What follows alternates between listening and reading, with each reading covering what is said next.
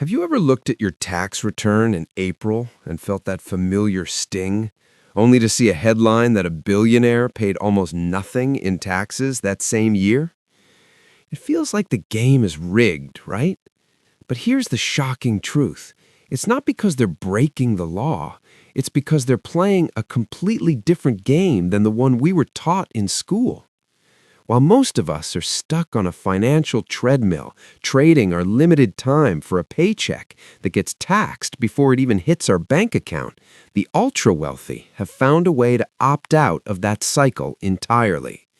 This isn't a conspiracy. It's an elegant three-word strategy called buy, borrow, die. It's the secret playbook of the 0.1%. Today, we're going to break down exactly how this works, why the government allows it, and most importantly, how you can start applying these principles to your own life, even if you aren't a billionaire yet.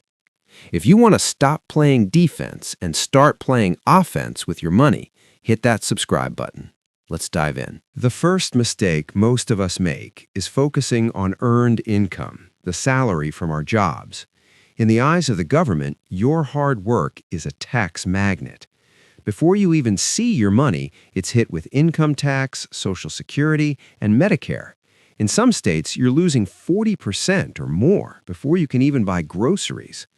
The wealthy flip the script. Instead of chasing a bigger paycheck, they focus on buying appreciating assets. Think about Jeff Bezos or Elon Musk. They don't take massive salaries. Instead, they own massive amounts of stock in Amazon and Tesla. Here's the key. As long as they don't sell those shares, they don't owe a single penny in taxes on that growth. If Tesla stock goes up by $10 billion, Elon's net worth goes up by $10 billion, but his tax bill stays at zero. They understand that while a salary is temporary and highly taxed, ownership is permanent and incredibly tax efficient. The goal isn't to make money, it's to own things that make money for you. This applies to real estate, businesses, and even fine art. The buy phase is about building a base of assets that grow quietly in the background without triggering a taxable event. You might be wondering, if they never sell, how do they buy houses, private jets, and those lavish vacations? This is the most brilliant part of the system. The government does not tax borrowed money. Instead of selling their stock and losing 20 to 25% in capital gains taxes, the wealthy use their portfolio as collateral for what's called an SBLOC, a Securities-Backed line of credit. Let's look at a real-world example. Larry Ellison, the founder of Oracle. According to SEC filings, Ellison has pledged over 270 million shares of Oracle stock as collateral for personal loans. By borrowing against his shares instead of selling them, he avoids billions in taxes. If he sold $10 billion in stock, he might owe $2.5 billion to the IRS. But if he borrows $10 billion at a 3% interest rate, he only pays the interest, and that interest might even be tax deductible. This is called arbitrage.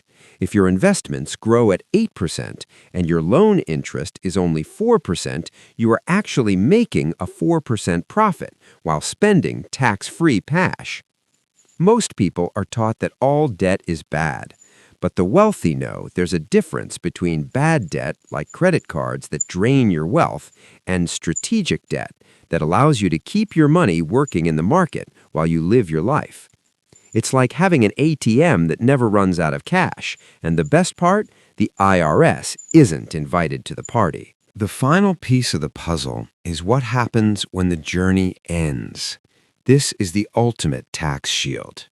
Under current U.S. tax laws, when an individual passes away, their heirs receive the assets at what is called a stepped-up basis. Imagine you bought a stock for $10 and it grew to $100 over your lifetime. If you sold it, you'd owe tax on that $90 gain. But if you die and leave it to your kids, their cost basis is reset to $100. The decades of capital gains, millions or even billions in growth, simply vanish for tax purposes. The heirs can sell a small portion of the assets tax-free to pay off the loans you took out during your life, and they keep the rest as a completely tax-free inheritance. The wealth doesn't just survive the transition between generations, it often emerges stronger. This is how dynasties like the Rockefellers and the Waltons have maintained their fortunes for decades. I know what you're thinking. I don't have a $100 million portfolio, so how does this help me? Here is the truth. Wealth building isn't about how much you make, it's about becoming an owner. You don't need to be a billionaire to start playing by these rules. Step 1, stop the payday routine of mindless spending.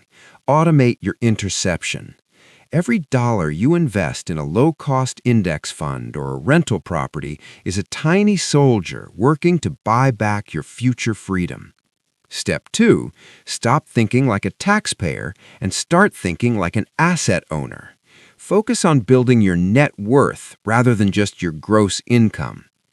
Even on a smaller scale, you can use things like 401k loans or HELOCs of lines of credit, to access liquidity without selling your assets. The principles are the same. The system may be tilted, but once you learn the rules, you can stop playing defense and start playing offense. If you're ready to stop pushing the boulder uphill and start building your own money machine, hit that subscribe button and the notification bell. The game is on, and now you know how to win it. Thanks for watching, and I'll see you in the next one.